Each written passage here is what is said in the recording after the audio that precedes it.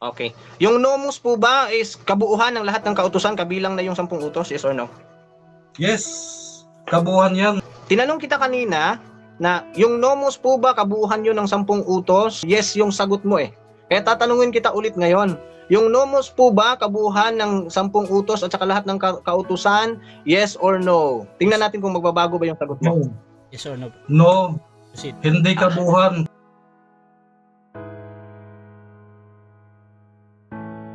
Ang maglalaban ngayon ay si Brother Ruben sa affirmative at si Brother Mords ng GGC, mga kapatid. So, ang topic na pag-uusapan natin, itong walang kamatayang ang 10 utos ay kailangang matupad ng mga hintil para maligtas. Ayan, mga kapatid. So, another 10 commandments ito na topic, mga kapatid. At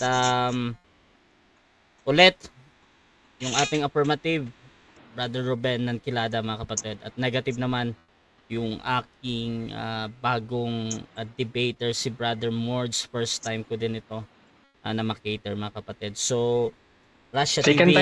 time. Second time pala. Ayan. Before natin simulan ang ating debate, syempre gusto ko muna silang magbigay ng paunang salita. At syempre, kung ano yung inaasahan nila sa kanilang katunggali ngayon. So, unahin natin ang ating affirmatibo. Pakilala ka, kapatid. Good evening po sa inyong lahat, lalo na dyan sa comment section at sa ating mga kapatid na Seventh-day Adventist Church at sa ating mga kapatid sa SDA at sa mga born again, sa mga Baptist at sa ating mga kapatid na Katoliko. Magandang gabi sa inyo. Ang inyong lingkod, si Brother Ruben ng Kilada. At dati po tayong naglingkod bilang literature evangelist sa Metro Manila under ni Brother Ding Feliciano. At sa gabing ito, mga kapatid, ay ating patutunayan na ang 10 utos ay kailangang masunod ng mga hentil para sila maligtas. So, mga kapatid, dito din tayo sa ating negative. Ang tututol naman. Bro, pakilala ka, bro. Glory to God. This is your brother Morge Estrada once again from Grace Gospel Church of Del Monte, Taracoban, Agusan del Sur.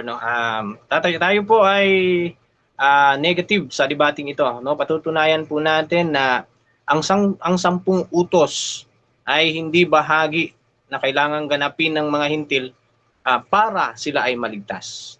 Yun po ang ating patutunayan. At simulan na natin ang ating debate, mga kapatid.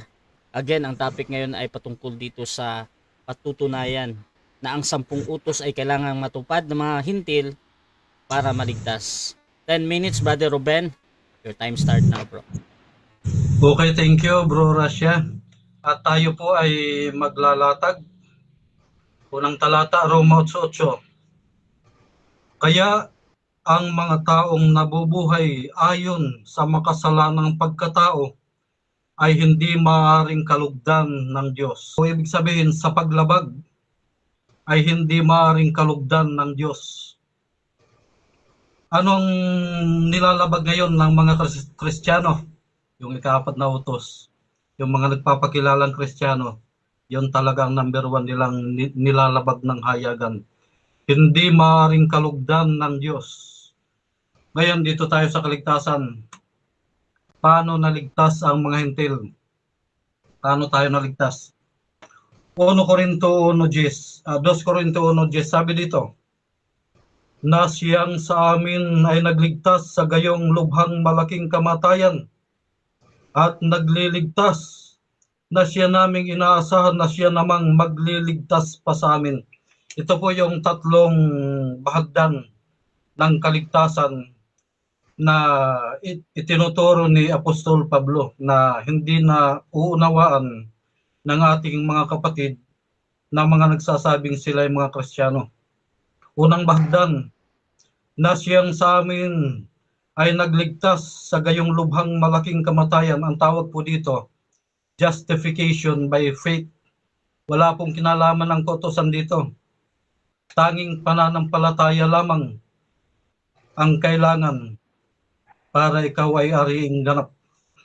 Tandaan niyo po ha, sa unang bahagdan, Walang kinalaman ang kautusan. Tanging pananampalataya lamang. Yan po ang stand ng SDA. Pananampalataya lamang ang mag-aaring ganap sa iyo, hindi ang kautusan. Sa pangalawang bahagdan, at nagliligtas. Dito tayo sa sanctification. Ano sabi ni Apostol Pablo dito sa 2 Thessalonica 2:13? 2 Thessalonians 2:13 sabi, God has from the beginning chosen you to salvation through sanctification of the Spirit and believe of the truth. Tayo'y sa pasimula pa lamang ay pinili o tinawag ng Diyos sa kaligtasan sa pamamagitan ng pagpapakabanal. Yung pagpapakabanal, mga kapatid, yun ay ang pagtupad sa kautusan. Ito. Sabi dito sa Roma 8:24, ligtas na tayo at umaasang maging ganap ang kaligtasang ito. Yan ha. Yung unang bahagdan, yung justification by faith, ligtas na tayo at umaasang maging ganap ang kaligtasang ito. Ibig sabihin, kailangan maging ganap yung kaligtasang ito. Ito yung sinasabi sa 2 Corinto 1:10 na nagliligtas pa. Kalawang bagdan yan.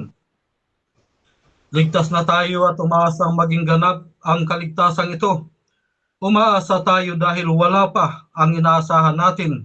Buhay na walang hanggan ang tinutukoy dito. Asa pa ba tayo kung nariyan na ang ating inaasahan? Ayun. Marami sa ngayon na nagtuturo, nanliligaw ng mga inosenteng kaluluwa. Ligtas na tayo. Mayroon na tayong buhay na walang hanggan. Huwag nang sundin ang kautusan. Anong sabi dito? Aasa pa ba tayo kung nariyan na ang ating inaasahan? Wala pa. 25.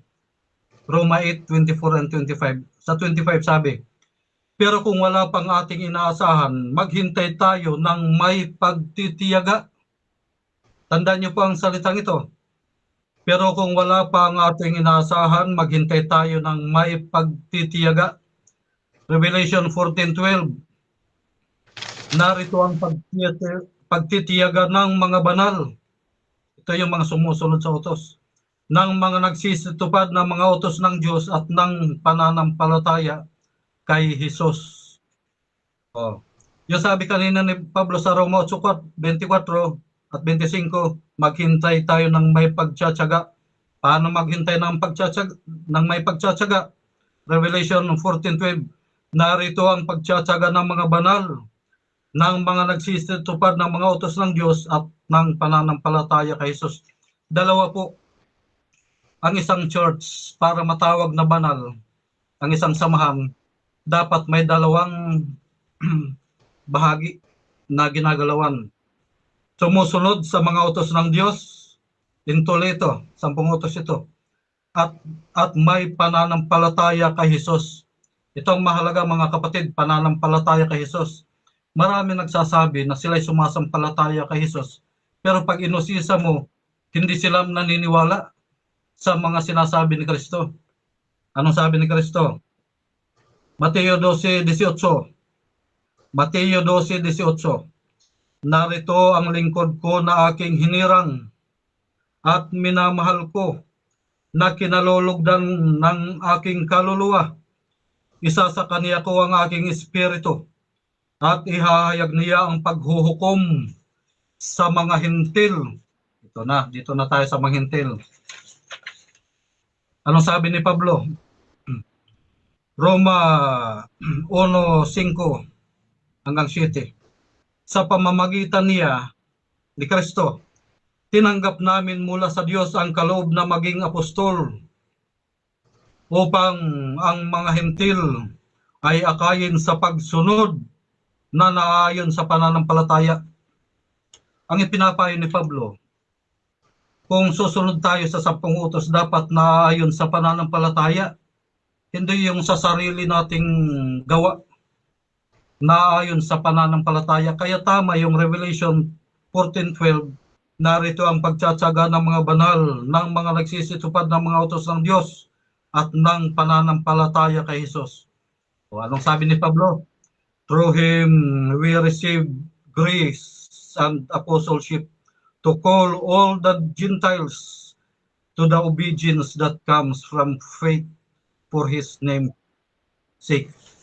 Ngayon, ano naman ang sinasabi ni Kristo? Oh, sabi ni Kristo, Mateo 7:21 hanggang 23. Yung binasa natin kanina, isinugo si Kristo ng Ama para hatulan ang mga hintil. Ito ang sabi ni Kristo. Mateo 7:21 hanggang 23. Hindi ang bawat nagsasabi sa akin, Panginoon, Panginoon, ay papasok sa kaharian ng langit, kundi ang gumaganap sa kalooban ng aking Ama na nasa langit. Marami ang mga nagsasabi sa akin sa araw na iyon, Panginoon, Panginoon, hindi baga nagsipanghula kami sa iyong pangalan? At sa pangalan mo yung nagsipagpalayas kami ng mga demonyo? At sa pangalan mo yung nagsigawa kami ng mga gawang makapangyarihan? 23. At kung magkagayon na ipahayag ko sa kanila, kailan may hindi ko kayo nakikilala, magsilayo kayo sa akin, kayong manggagawa ng katampalasanan. Ang pananalitang ito, future ito mga kapatid, ito ang tinatawag na sure word prophecy. Ito yung prophecy ni Jesus Christ na pagdating ng araw, maraming magrereklamo, Lord, bakit hindi kami naligtas? Anong sabi ni Kristo? Magsilayas kayo sa akin, mga tampalasan. Marami sa ngayon, mga kapatid, ang tumatawag ng Panginoon, Panginoon.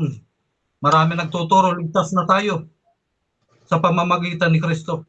Pero anong sabi ni Kristo? Hindi bawat nagsasabi sa akin o hindi bawat naligtas na ay papasok sa kaharian ng langit, kundi yung gumaganap sa kalooban ng Ama. Ano ang kalooban ng Ama? Awit 40 verse 8 and 9. Si Kristo nagsasalita dito. Inawit ito ni David. Aking kinalulugdang sundin ng iyong kalooban, O Diyos ko. O, ang iyong kautusan ay nasa loob ng puso ko. O. Kaya't maliwanag mga kapatid, na yung tatanggapin sa langit ay yung mga tumutupad sa kalooban ng Ama na siyang sinusunod ni Kristo, na siyang 10 utos ng Diyos. Anong sabi ni Kristo? Kung gusto mong pumasok sa buhay na walang hanggan, ibig sabihin kung gusto mong pumasok doon sa pangalawang bahagi ng kaligtasan at pangatlo, sundin mo ang 10 utos. Mateo 19:17. Juan 2:50. Ang buhay na ang 10 utos ay buhay na walang hanggan. Revelation 22:14. Mapapalad ang mga tumutupad sa kautusan ng Diyos, sapagkat sila ay bibigyan ng karapatan sa punong kahoy ng buhay at makapasok sa pintuan sa Holy City sa pamamagitan ng mga pintuan. Thank you. Okay, so dyan nagtatapos mga kapatid ang unang pahayag ng ating afirmatibo, Brother Ruben ng Seventh-day Adventist. At syempre, dako tayo sa 7 minuto sa unang pagtatanong ni Brother Mords ng GGCC mga kapatid. 7 minutes bro, your time start now. Okay. Una mong talata, Romans 8:8. Nabasa mo ba dyan na yan ay 10 utos? Romans 8:8. Romans 8:8. Diyan ba yung 10? Objection, Mr. Morel. Time stop. Objection bro, anong objection? Affirmative. Hindi ko naman sinabing 10 utos yung nasa Roma 8:8. Okay, Sige. Okay, so Bibigyan ko pag bibigyan. Okay, so magre-rephrase ka bro. Proceed bro. Okay. Time resume. So, pinatunayan mo ang topic natin gamit ang Romans 8:8 kanina. Ang topic natin ay kailangang matupad ng mga hintil. Ang 10 utos ay kailangang matupad ng mga hintil para maligtas, no, gamit ang Romans 8:8. Tapos tumalon ka 2 Corinthians 1:18. Aware ka po ba sa context ng 2 Corinthians 1:10 na binasa mo? Aware ka po ba sa context? Yes or no? Yes. Okay, yes ang sagot. Aware ka po ba na ang tinutukoy ni Pablo dyan ay yung nangyari sa Asia? Yes. Nangyari sa kanila sa Asia? Aware ka po ba? Yes. Mga hintil yan, nasa Asia. Yes. Aware ka po ba na ang nangyari sa Asia na tinawag niya ditong mga kapighatian namin na nangyari sa Asia ang tinutukoy dito at hindi spiritual salvation, gaya ng sinabi mo? Kasama yon. Kaya nga Saan dyan? binabanggit ng pagliligtas. Okay. Saan po dyan mababasa na Wait lang spiritual bro, salvation? Merge. Wait lang bro. Salvation. Wait lang bro. Okay. Doon kasi sa unang tanong mo, Okay. doon muna isasagot ni Ruben. 20 segundo kasi lagi yan bro. Baka Sorry. nararapid Excited ako question mo siya. Bro Ruben, Okay. proceed ka bro, sasagot mo muna yung previous Okay. bro. Huwag na tayong lalayo sa 2 Corinto 1:10. Iniligtas niya kami sa malagim na kamatayan at patuloy na nagliligtas. Kami ay umaasa rin na patuloy niya kaming ililigtas. Salvation yan. Okay. Ang question po dyan is, aware ka po sa context na yan ay physical na karanasan nila ng kapighatian. Ibig sabihin, yan ay physical salvation. Saan mo nabasa dyan na nagpapahiwatig yan ng spiritual salvation? Saan? Anong talata dyan? Yan na nga, ba't lalayo ka pa? Binabanggit na nga dyan, patuloy na nagliligtas at inaasahan namin na magliligtas pa. Objection, moderator. Ang context po tayo, sa context po tayo, nagsasalaysay dito si Pablo. Kanina yung salaysay niya is spiritual salvation daw to. Pero nung binasa natin, yung konteksto po niyan ay pangyayari po sa Asia. Wala po kung nakita dyan na spiritual salvation yan. Kaya kailangang may makita siyang word dito para patunayan na yan ay spiritual salvation nga. Okay, so nag-object ka bro doon kung paano niya sinagot yung tanong mo, no? Meron ko bang counter objection doon, Brother Ruben? Counter po. Okay, sige bro, proceed. Ang talatang aking ginamit, 2 Corinto 1:10. Ngayon, Okay. pilit niyang inilalayo sa ibig niyang mangyari. Okay. So, Tapos, gumagamit siya ng spiritual salvation, kung ano-ano. okay. Literal. So hahatol Okay. muna ako dito ha. So objection nito. Again, ang nadinig ko kanina patungkol sa tanong kung saan dyan. Tapos si Brother Ruben naman nagbigay siya ng talata, yung sinabi niya kanina. Now, doon naman sa pagsasagot niya bro, I know hindi ka sang-ayon doon. Yes. Kaya nga nagde-debate Yes. kayo. However, yan yung sagot niya. I-rebut mo na lang mamaya. Tinatanggap ko yun as a valid answer niya. So proceed ka bro sa another question. Okay. Ginamit mo yung word na entole. Kapag ginamit ba yung word na entole, aware ka po ba sa paggamit ng syntax and semantics when it comes to interpretation? Yes. Ano po ba yung syntax at saka semantics?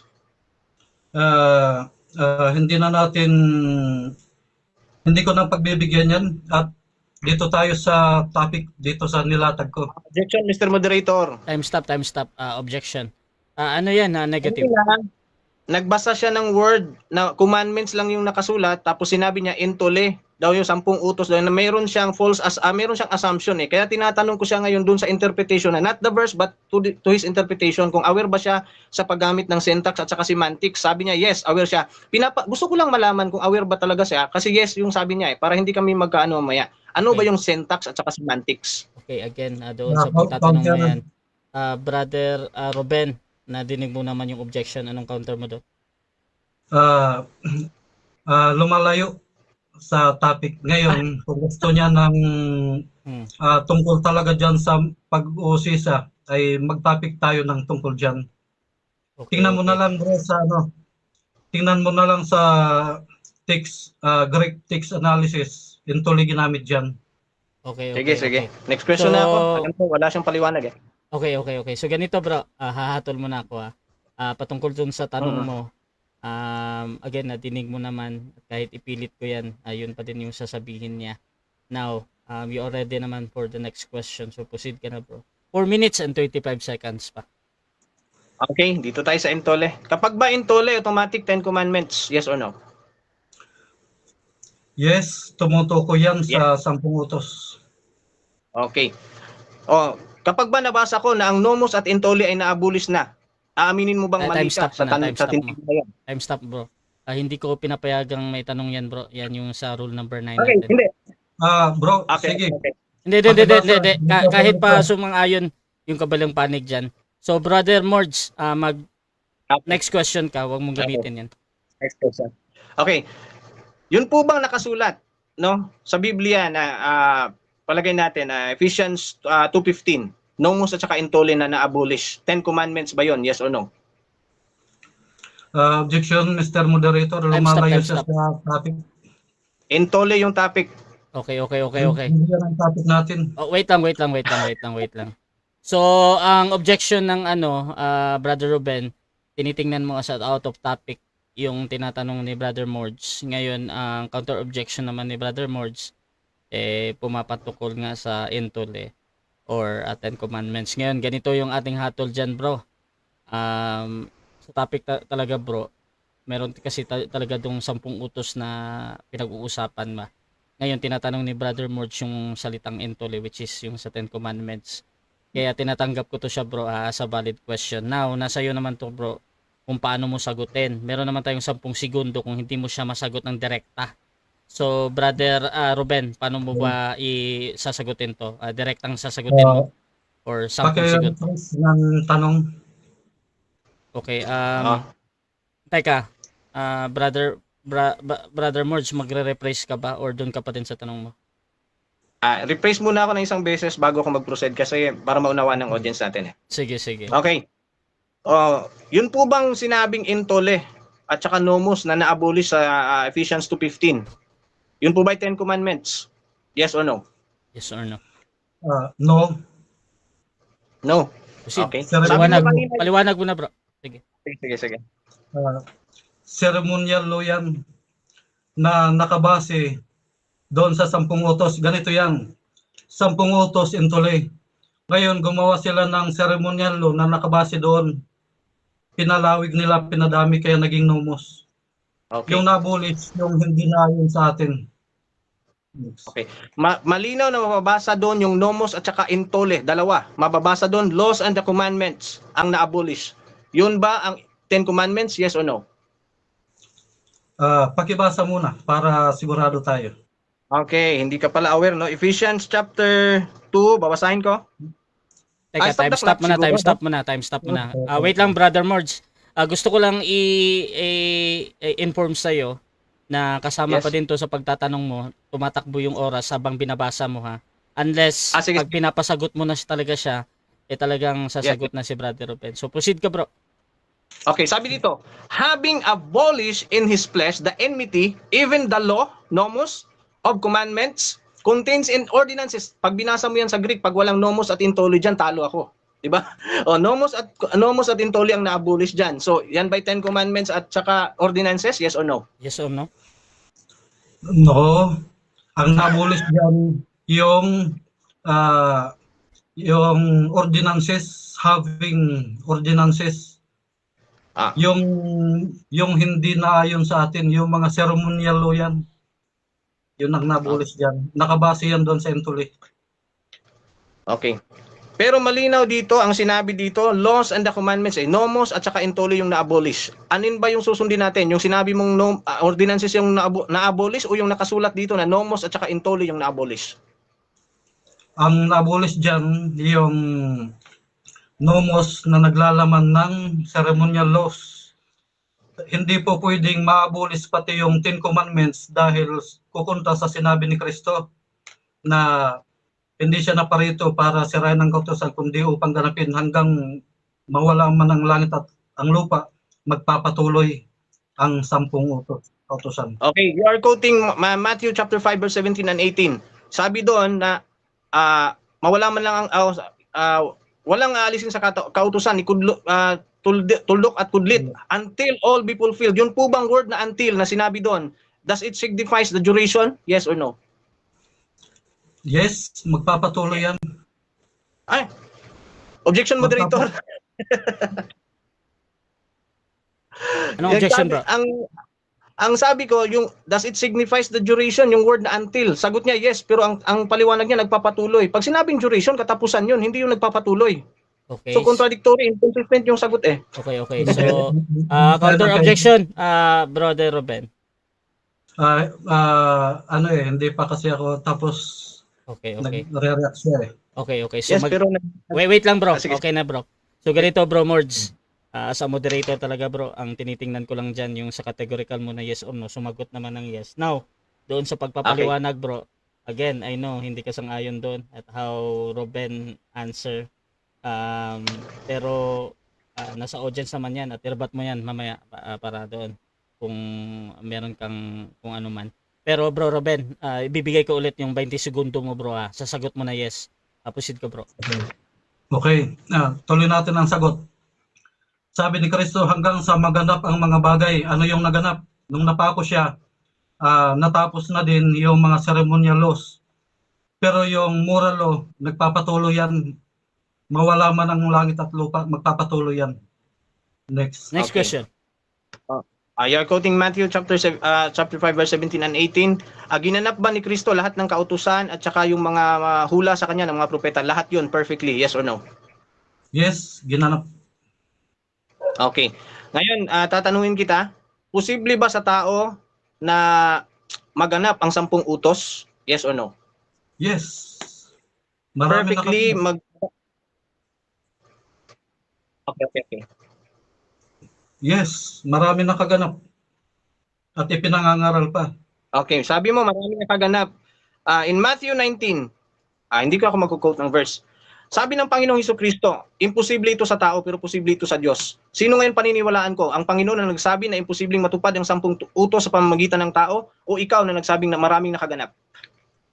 Yes, marami na kaganap. Objection, moderator. Ang kautosan. Bro Merge. Ang tanong ko po, sino yung paniniwalaan ko? Ang Panginoong Hesus ba na nagsabi na imposible sa tao ito na maganap? Samantalang siya nagsabi marami na daw nakaganap. Sino sa dalawa paniniwalaan ko? Ikaw o ang Panginoon? Okay, so ang pagpipilian dito lang bro, ikaw o ang Panginoon. Brother Ruben, magka-counter ka ba o ready ka nang sumagot? Sagot. Sige, anong pinipili mo bro? Wait lang bro. Pani- Bro Ruben, Okay. dapat talaga ang unang lalabas sa bibig mo, either ikaw o ang Panginoon. Anong pinipili mo doon? Mag-objection muna ako, Mr. Moderator. Sige. Proceed. Okay. Patibigay yung talata dahil hindi niya ginamit ang talata tapos inilalagay niya yung salita niya sa ibabaw ng salita ni Kristo. Okay. So Hindi clarification Okay. to bro. At request bro Babasahin Ruben natin ha. yung talata. Okay, bibigay naman. Naka-time stop to. Bigay ko kay Okay. anong talata daw? Okay. Ito po yung pangyayari kung saan nagtanong yung binata na naganap niya daw yung 10 utos. Pero may karugtong pa yun na utos kaya sinabi ng Panginoon dito, sinabi ng mga alagad, sino baga yung maliligtas? 'Di ba? Kasi umalis yung binata eh. Kaya sabi ng Panginoon, but Jesus beheld them and said to them, with men this is impossible. But with God, all things are possible. Ngayon, makikita natin. Bro, yung Imposible talata, pala bro. talaga sa tao. Hinihintay ko. Matthew chapter 19 verse 26. Okay. Yan na Ruben. Sagot ka bro. Sino daw yung paniniwalaan bro? Ikaw o yung Panginoon? Ikaw o ang Panginoon? Ang Panginoong Hesukristo, Proceed. sabi niya, imposible sa tao, pero posible sa Diyos. Ibig sabihin, kayang tupadin ng tao. Time. 7 Baliktad minutes yung time. tanong. 7 minutes time. Okay mga kapatid, so dyan nagtatapos ang unang pagtatanong ng ating negatibo. So shoutout muna tayo sa ating 70 viewers mga kapatid. Si Kenneth Bondia, naku, butata na naman si Ruben. Leluch, Enoch at Elias. Grace Barrios, good luck sa dalawang Warriors. Sanchez Green, sabi niya kalukuhan mo Ruben na may gumanap ng 10 utos. Shoutout din kay Arle Baradas, nakailang debate na siya kap sa ganitong paksa lang. Shoutout din kay Antonino Solis, okay na bro Rasha, yan. Shoutout din kay Elizar Lapik Condrelon, watching from Bacoor, Cavite, ayan. RM, I think hindi ready ang SDA, naguguluhan na ata siya sa doktrina ng niya. Shoutout din kay Ali Lian Byrne, GMRLPL, sana all nakatupad. At Willie Amazona, lupit mo pala, maraming nakaganap ng 10 utos. Hindi pala dapat mapako ni Kristo sa krus. So, Neraya Eden Luis, ayan. So mga kapatid, medyo marami tayong comment ngayon. Napaka-active ng ating mga viewers. Dako tayo sa ating negative. Brother Mords, your time start now, bro. Okay, glory to God, glory to our Lord and Savior Jesus Christ and to the Holy Spirit. So, tayo po ay negative. So, hindi po tayo magtatayo. Pero gayon pa man, patutunayan natin, maling-mali lahat yung mga pinagsasabi niya. Unang-una, sabi niya yung Romans 8:8, ginamit niya kanina, no? And anyway, that is siguro pambungad lang na salita. Wala naman kasi yung kinalaman talaga sa 10 utos, kaya hindi niya nasagot. Yung tanong po natin sa kanya, sa 2 Corinthians 1:10 na ginamit niya, sabi niya, is patungkol daw yun sa eternal salvation or kaligtasan daw yun. Hindi po yun tumutukoy sa salvation na pinag-uusapan namin dito. Ang tinutukoy na salvation yan ay physical. Yan po ay salaysay ni Apostol Pablo kung paano sila naligtas sa gitna ng malaking kamatayan na dumating sa kanila. Basahin natin with context, Brother Ruben. Tinanong kita about syntax and semantics, di ka pala marunong. No?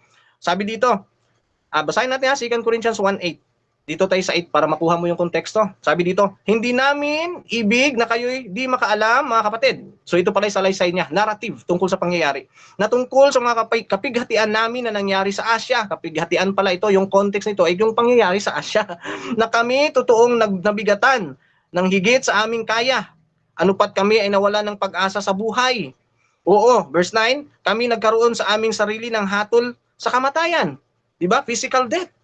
Dahil nangyari sa Asya, ano nangyari sa kanila doon? Upang huwag kami magkatiwala sa amin ding sarili, kundi sa Diyos na bumubuhay, na maguli ng mga patay. No? Verse 10, ito na yung ginamit mo, na siyang sa amin ay nagligtas. Anong kaligtasan tinutukoy? Yung kaligtasan nangyari sa kanila, sa malaking kamatayan. Diba? Na siyang sa amin ay nagligtas sa gayong lubhang malaking kamatayan at nagliligtas na siya naming inaasahan na siya namang magliligtas pa sa amin. Diba?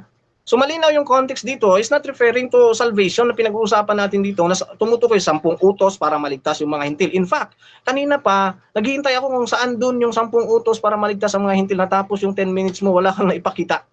Dito pa lang, yung sinasabi mo, that is what we call false assumption. Naglalagay ka, ang tawag dyan is exegesis.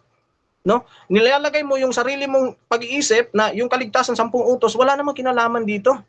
Ito yung kwento sa pangyayari na nangyari sa kanila sa Asya na nagpapasalamat siya sa Panginoon sa kaligtasan niya sa malaking kamatayan. No? Na siya, ng Panginoon na yon ay ililigtas pa siya at magliligtas pa rin sa kanya. Yun po yung point. Yun po yung context. No? Ito pa. Kasi yung mga talata mo is sa totoo lang hindi talaga siya tumatama para ipagtanggol yung yung stand mo na kailangang matupad ang 10 utos. No? Okay. Nagtanong ako sa iyo kanina about nomos and intoli. Sabi mo, pag nomos, automatic 10 commandments. Tinanong kita, Ephesians 2:15, nawala na yung yes mo. Sana yung yes mo? Sabi mo, ordinances na lang. Paano ngayon? I-discuss ko sa iyo ngayon, within 5 minutes, yung intoli at saka nomos. Baka sa akin ka pa matuto. No? About nomos po, ang nomos at saka intoli, dito muna tayo sa intoli.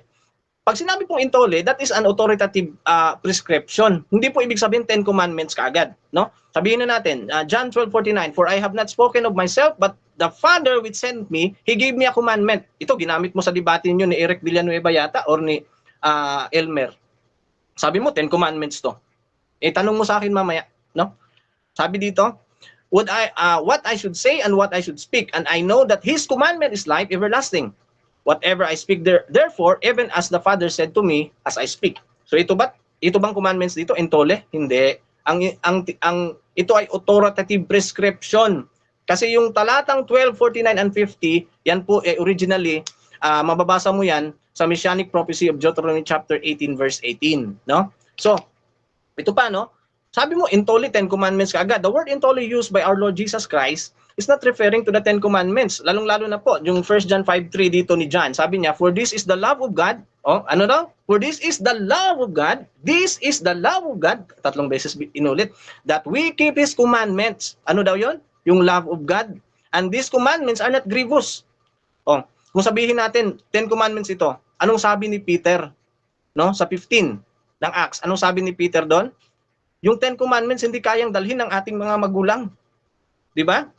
Ayun, saan mo ako tatamaan para sabihin kailangang matupad ng mga hintil yung 10 commandments para maligtas?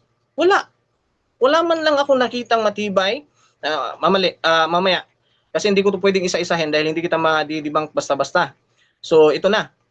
Para mapatunayan natin, puntahan natin yung Acts 15. Sa Acts 15 po, ganito po yung nakasulat. Andali. Acts 15. Okay. Dito po sa Council of Jerusalem. Now, in the Council of Jerusalem, they decided not to impose the law of Moses to the Gentiles. Nomos po, no? Dito.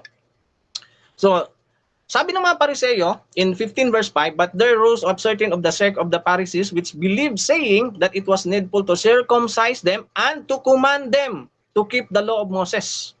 Kita nyo po?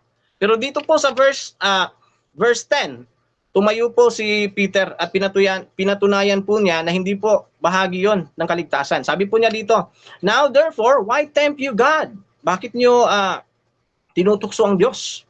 To put a yoke on the neck of the disciples, which neither our fathers nor we able to bear, na hindi man lang madala ng ating mga magulang. Ano yon? Yung commandments na pinapasunod ng mga Hudyo, ng mga Pariseo, I mean. Kaya anong sabi niya? But we believe that through the grace of our Lord Jesus Christ, we shall be saved even as they. Grace po yung salvation dito. Hindi po 10 commandments para maligtas ang mga hintil. Nag-usap-usap po sila dito sa Council of Jerusalem. Meron pong nagsusulong ng 10 commandments, gaya mo, pero hindi eh. Sabi ni Pedro, mabigat yan. You know? Mabigat yan. At saka hindi yan masusunod ng ating mga magulang. Sila pa kaya. Di ba? So, kaya tinuko niya dito na yung kaligtasan ay biyaya. Hindi 10 commandments para maligtas. Kaya ito pa yung patindi. No? In Acts 15:24, itatanong ko to sa mamaya. Ito yung desisyon ng sulat nila kasi ang napagdesisyonan ay sulatan natin yung mga hintil, di ba? The apostle wrote a letter to the Gentiles saying, ito po yung verse 24, for as much as we have heard that certain which went out from us have troubled you with words. Meron palang nanggugulo, kagaya ninyo, di ba? 10 commandments, imbis na grace. Subverting your souls saying, you must be circumcised and keep the law, to whom we give no such commandments. Sabi niya, you must be circumcised and keep the law. Ano kasunod? To whom we give no such commandments. Wala pala eh. Okay. So dito po, no, Matthew chapter 5. Kanina nagtanungan tayo dyan. Matthew chapter 5, verse 17-18. Okay. Sabi po dito ng Panginoon, think not that I am come to destroy the law or the prophets. I am not come to destroy, but to fulfill. To fulfill pala. Kaya siya na pa rito, hindi para isirain, kundi para tuparin, or ang ginamit po dyan ay plero, or to complete. No? So, for truly I say to you, in verse 18, till heaven and earth pass, one stroke or one pronunciation mark shall in no wise pass from the law. Hindi maalis kahit tuldok o kudlit sa kautusan. Pero meron pong hangganan. Until all be fulfilled. Meron palang hangganan eh. Kaya naparito siya to fulfill the law. In verse 17, dahil hindi darating sa hangganan, mawala man yung langit at lupa. Walang hangganan ang kautusan. Pero pag natupad, until all be fulfilled ng pala yung hangganan. Kaya Christ is the end of the law po. No? Yun po yung pinaka-message natin. At saka yung kanina, yung Matthew chapter 19, verse 26. Ito yung ito yung binata na nagtanong sa Panginoon, ang sabi, natupad na daw yan yung 10 utos. Pero ang Panginoon sabi niya, but Jesus beheld them and said to them, but Jesus beheld them and said to them, with men, this is impossible. Kasi po, pagkatapos ng 10 utos, di pa pala maliligtas eh. Meron pang, ibenta mo yung pag-aari at sumunod ka sa akin kung nais mong maging perfect. No, di ba? Meron pang kasunod. Kaya hindi talaga totoo yung sinasabi mo. Kasi sa tao, sabi niya, ito'y imposible. Malinaw dito na pinapakita na yung salvation ay grace. Dahil ang Diyos lamang ang makakagawa. No? Malinaw dito na pinapakita na ito palang talata to, kahit saan mo ko tirahin, hindi mo na malulusugan to eh. Sabi ng Panginoon, ulitin natin, but with men, this is impossible. But with God, all things are possible. Kaya when it comes to salvation po, yung 10 utos na pinaglalaban mo para maligtas ang mga hintil, hindi po yan lulusot sa talatang ito. No? Ano pa? Yun kasi yung mga talata mo, yung iba hindi naman talaga necessarily, yung Revelation chapter 14, verse 12 mo, sabi mo 10 commandments yun. Hindi yung 10 commandments. Sabi po ni John, kasi si John yung nagsulat dyan, ano po yung commandments yan ni Lord? And this is His commandments. Ito si John yung nagpapaliwanag. Sulat niya yung Revelation. And this is His commandments, that we should believe on the name of His Son, Jesus Christ. And love one another as He gave us commandments. Kita mo po, yung commandments pala dyan ay pagmamahalan. And he that keeps his commandments dwells in him, and he in him. And hereby we know that stays in us by the Spirit which He has given us. Tanong. Okay, so dyan nagtatapos mga kapatid ang unang pagpapahayag ng ating negatibo, Brother Mords ng GGCC mga kapatid. Dako naman tayo sa unang pagtatanong ng ating affirmatibo. Paki-unmute Brother Ruben. 7 minuto bro. Your time start now. Okay. Ginamit mo, Pastor Mords, ang Mateo 19:26. Sabi mo, imposible sa tao na maganap yung 10 utos. Ano ang tinutukoy ni Kristo na imposible? Yung pagpasok ng kamilyo sa butas ng karayom o yung pagsunod sa 10 utos? Alin dyan? In context po, nag-umpisa po ang kwento dyan sa 10 utos na ginagawa. Time stop. Sinasagot. Wait lang. Unahin natin ng objection na. May counter objection naman. Brother Ruben, anong objection mo bro? Categorical. Alin ang tinutukoy ni Kristo na imposibleng magawa ng tao? O ang pagpasok ng kamilyo sa butas ng karayom o ang pagsunod sa 10 utos? Ang pagpasok 10 utos po. Malinaw po sa konteksto na bro, maliwanag bro. 10 utos po yung usapin dito, no? At saka yung pagsunod sa kanya, pagbenta ng ari-arian at pagsunod sa kanya kung nais mong maging ganap. Yun pong pagsunod, yun pong sinasabi mong pagpasok ng kamilyo sa butas ng karayom, that is a metaphorical example lang po yun. Yung konteksto po talaga dito ay 10 Commandments at saka pagsunod kay Jesus Christ. Next question. Okay, next question. Sunod na tanong, saan mababasa dyan na sinabi ni Kristo na imposibleng masunod ang 10 utos? Saan dyan sa talatang yan? Okay. Sa chapter na yan. Yes, sabi po dito, but Jesus beheld them and said to them, with men this is impossible, but with God all things are possible. Ano po yung inutos niya dito? Yung pagpasok ba sa yung kamilyo ba? O yung 10 utos at pagsunod sa kanya? Di ba? Yung 10 utos naman yung sinasabi niya dito. Inutos ba niya papasukin yung kamilyo sa karayom? Hindi. Next question. Ang hinahanap ko yung sinabi niya na sinabi ni Kristo na imposibleng masunod ang 10 utos. Saan dyan sa talata? Magbigay ka ng isang talata. Okay. Context po ang nagsasabi, hindi isang talata. Wait lang bro, Marge. Okay. Bro, nakita ko na yung pangatwiran mo din bro ba? Ang objections kasi, ito yung hatol natin. Ang objections kasi ni Brother Ruben, ginagamit niya yung ating rule na kung ano yung tanong yun ang sasagutin. Ngayon, naghahanap siya ng talata. Ganito bro, Ruben, maghihintay ako bro na magbagin siya ng talata at hintayin mo na lang ng 20 segundo. Kung wala, syempre, mag-object ka na lang. So Brother Mords, ready namang sumagot si Brother Mords. Pasok na yung sagot mo bro. Yes. Okay. In verse 26 po, ito po yung sinabi na with men this is impossible but God all things are possible. Pag sinabi po yan, konteksto na po yung nagsasabi. Kung ano po yung inutos, yun po yung imposibleng matupad dyan. Yung 10 utos kasama sa inutos na imposibleng matupad. Alam nga naman, sa 26 mo lang ako ikukulong. Konteksto tayo. Alam mo, literature sabi mo kanina. Next question. Sunod na tanong, categorical. Sabi mo, sinabi ni Kristo na imposibleng masunod ang 10 utos. May mababasa ka bang letra por letra na sinabi ni Kristo na imposibleng masunod ang 10 utos? Meron o wala? Meron, in context po, meron. Dahil kung susundin mo po yung nasa unahan na talata lang, binanggit niya po diyan na sundin mo yung 10 utos. 'Di ba? Pero pagdating sa sunod, kung nais mo maging ganap, ay sumunod ka sa akin, ibenta mo yung ari-arian. Pagkatapos umalis yung binata. Hindi pala niya kaya 'yon. Kaya imposible in verse 26. Next question. Sunod. Alin ang dapat maging ganap? Yung pananampalataya, yung pagsunod o yung 10 utos? Alin? Yung pananampalataya po. Hindi po yung 10 utos. Wala ka pong nabanggit. Ikaw dapat yung magtatayo niyan eh. Okay, next question. Nung sinabi ng binata na nasunod niya yung 10 utos, tinutulan ba ni Kristo na hindi mo nasunod dahil imposibleng masunod? Tinutulan ba? Yes or no? Hindi siya tinutulan. Natural, Hudyo siya eh. Alam nga naman, sututulan siya. Jewish yung nagtanong. 10 utos talaga yon. Pero, makikita natin na kulang yung 10 utos para maligtas. Kasi meron pang pagbenta ng ari-arian, 11 commandments na yon. Meron pang pagsunod kay Jesus Christ kung nais mong maging ganap, 12 commandments na yon. Tsaka sinabi, imposible ngang maganap. 'Di ba? Next question, bro. Kaya nga, Sunod Okay. na tanong. Sinabi ba ni Kristo na kulang yung 10 utos? Sinabi ba yes or no? okay. Walang sinabing kulang pero merong dinagdag. Ibig sabihin hindi sapat yung 10 lang para maligtas. 'Di ba? Kung sapat na 'yon, dapat hindi na dinagdag yung ibenta mo yung iyong mari-arian at ipamigay mo sa mga dukha at sumunod ka sa akin kung nais mong maging ganap. 'Di ba? Next question. Sinabi ba ni Kristo na hindi sapat yung 10 lang? Sinabi ba yes or no? No, hindi niya sinabi pero dinagdagan niya dahil hindi nga 'yun sapat, 'di ba? Dadagdagan pa ba kung sapat na? Sinabi niya dahil nasunod mo, ligtas ka na, 'di ba? Ikalawa, wala ka pa ring naitayo. Jewish yung tinatanong mo eh. Gentiles yung katunayan mo.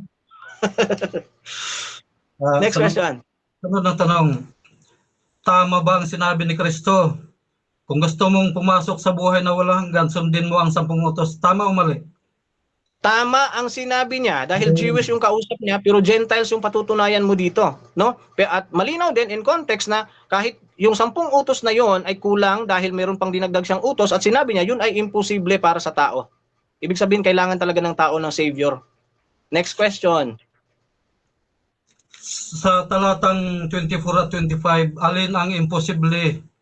Yung sinasabi ng mga alagad na makakapasok ang kamilyo sa butas ng karayom o 10 utos na binabanggit mo? Hindi malinaw yung question. Brother Time siya. stop muna, pakiulit na lang, pero naka-time stop to. Okay. Okay, ulitin ko. Sa Mateo 19, 24 at 25, alin ang imposible na tinatanong ng mga alagad? Yung pagpasok sa butas ng karayom ng kamilyo o yung 10 utos na sinasabi mo na imposibleng masunod? Okay. Mr. Moderator, objection. Yun Yes, pong bro. okay, objection muna. Sige. Ang verse 24 po ay hindi po yan tanong ng mga alagad. Yan po ay example ni Jesus Christ dun sa nangyari, dun sa pagbibigay niya ng 10 utos, pagsunod, pagbenta ng ari-arian, na sinabi niya talagang mahirap sa isang mayaman ang makapasok sa kaharian ng langit, di ba? Okay, Hindi po yan tanong ng mga alagad. Saan mo ba na ano yan? Okay bro, nakuha ko na bro. Iba yung perspective mo doon sa kanya. Brother Ruben, meron ka bang counter objection, bro? Counter, nasa verse 25, basahin ko muna. At nang marinig ito ng mga alagad ay lubhang nangagtaka na nagsipagsabi, sino nga kaya ang makaliligtas? Pagtingin ni Jesus, sinabi niya imposible sa tao pero sa Diyos posible. Okay bro. So ganito bro ang ating decision dyan. Again, hindi ako judge sa inyo yung dalawa, no? At any observation ninyo, bawat isa, hindi ko yan hahatulan. However, ang tinitingnan ko lang yung tanong talaga ni Brother Roman, valid question sa akin, either ito ay tama or hindi para sa iyo. Ngayon, Okay. depende sagutin naman natin. yan kung paano mo sagutin, bro. Direkta Okay, mo sasagutin, bro, or 10 segundo na paliwanag agad? Anong gagawin? Hindi. Sasagutin yan, fair and square. Proceed, bro. 20 Okay. segundo, bro. Okay, so nag-ano kasi siya nag-shortcut siya sa verse 25, no? Yung tinutukoy ng mga disciples dito ay sino baga ang maliligtas, no? Ang context po ay nagsasabi ng kahirapan ng pagliligtas. Kasi nga 10 utos, kailangan nyo ng 100% obedience, perfect requirements. Kaya walang maliligtas kung walang gagawin ang Diyos. Kaya Next sinabi question. sa 26, it is impossible for men. Next question. Sunod na tanong. Aaminin mo ba na nagsisinungaling ka sa pagsasabi mo na sinabi ni Kristo na imposibleng masunod ang 10 utos? Aaminin mo ba, yes or no? Hindi. Ikaw ang mumukhang sinungaling kasi malinaw na mababasa ko na sinabi niya, it is impossible for men. 'Di ba? Ang konteksto dito ay 10 utos at saka pagsunod sa kanya, pagbenta ng ari-arian. Kaya nga tinatanong kita kanina kung marunong ka ba ng syntax at saka semantics. Next question. Next question. Ang sabi mo kanina, sinabi ni Kristo, tinanong kita may mababasa ngayon. Ulitin ko, saan talata mababasa na sinabi ni Kristo na imposibleng masunod ang 10 utos? Saan yan? Yung Okay. word for word. Kung naghahanap ka ng word for word, wala. Word for word yung wala ha. Pero in the context, malinaw. Paano mo naman, ano ba yung sinasabi ditong imposible sa tao at imposible sa Diyos? Yun lang bang pagsunod sa, yun lang bang pagpasok ng kamilyo sa karayom? Example nga yun eh, kung gaano kahirap pumasok sa kaharian ng Diyos gamit ang 10 Next utos. question. Okay, Next okay. question. Yung pagpasok ng kamilyo sa karayom, imposible sa tao pero posible sa Diyos. Ibig sabihin, posible palang magawa ng tao yung sumunod sa 10 utos. Yes or no? Objection. Time stop, time Mr. stop. Moderator. Objection. Anong objection? Fallacy of false assumption niya yon, no? Ang sinasabi ko dito, yung pong pagpasok sa karayom ng kamilyo, that is only a descriptive o sabihin natin metaphorical lamang siya na ginawang halimbawa lamang kung gaano kahirap pumasok gamit ang 10 utos. Kasi yun yung konteksto eh. Huwag mong iwasan yung 10 utos doon. Okay. Brother Ruben, may counter objection ka dun, bro? Next question. Okay, next question na lang. Proceed, bro. Kasasabi mo ngayon, ang pagpasok sa kaharian ng langit ay kasing hirap ng pagpasok ng kamilyo sa butas ng karayom at sa pagsunod ng 10 utos. Time. 7 minutes time. Okay mga kapatid, so dyan nagtatapos ang ating first stage ng debate, which is yung ating first stand at first cross. Bago yan, shoutout muna sa ating nasa live ha mga kapatid. Shoutout kay yung nababasa ko lang mga kapatid, yung nakikita ko sa aking dashboard. Baka nagtataka kayo, hindi ko nababasa yung mga comment nyo. Napakadaming comment ngayon mga kapatid. 181 comments na first stage pa lang ng debate. Shoutout kay Pauline Montis Espinosa, ipit na si Ruben. Sanchez Green, sabi niya, pambihira ka Brad Ruben. Wala ngang nakaganap sa 10 utos kaya may grasya para maligtas tayo. Shoutout din kay Shomora, gigil ka pastor. Shoutout din kay Emil Alfonso, bro Ruben, nankilada, hinahamon ka ni bro. Shoutout din kay Marbs Gugulan, halata kung sino ang tunay na nag-aaral sa dalawa. Arlie Baradas, mahangin. Shoutout din kay Pauline Montes Espinosa, context lagi bro Ruben, di man kakasabot. Shoutout din kay Fred Gutay, sabay tawa, hehehe. Lord Wilson Diaz, hahaha, sinungaling din tong sabadis.